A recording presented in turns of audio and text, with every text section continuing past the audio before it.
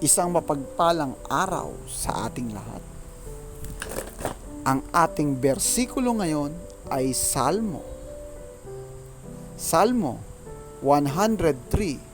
verse 8. Ang Panginoon ay mahabagin at matulungin, hindi madaling magalit at sagana sa pagmamahal.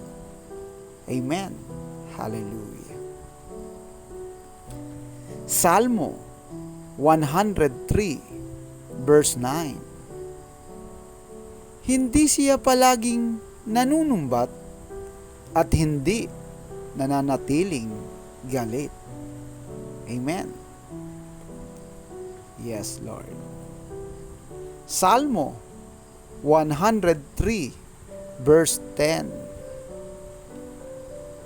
Hindi niya tayo pinarurusahan ayon sa ating mga kasalanan. Hindi niya tayo ginagantihan batay sa ating pagkukulang. Hallelujah. Yes, Lord. Salmo 103 verse 11. Dahil kung gaano man kalaki ang agwat ng langit sa lupa, ganoon din kalaki ang pag-ibig ng Diyos sa mga may takot sa Kanya. Amen.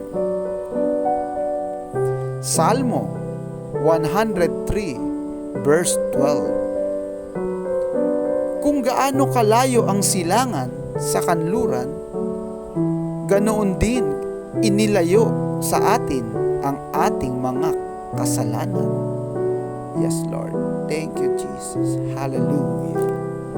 Salmo 103 verse 13. Kung paanong ang Ama ay nahahabag sa kanyang mga anak, ganoon din ang pagkahabag ng Panginoon sa mga may takot sa Kanya. Hallelujah. Amen.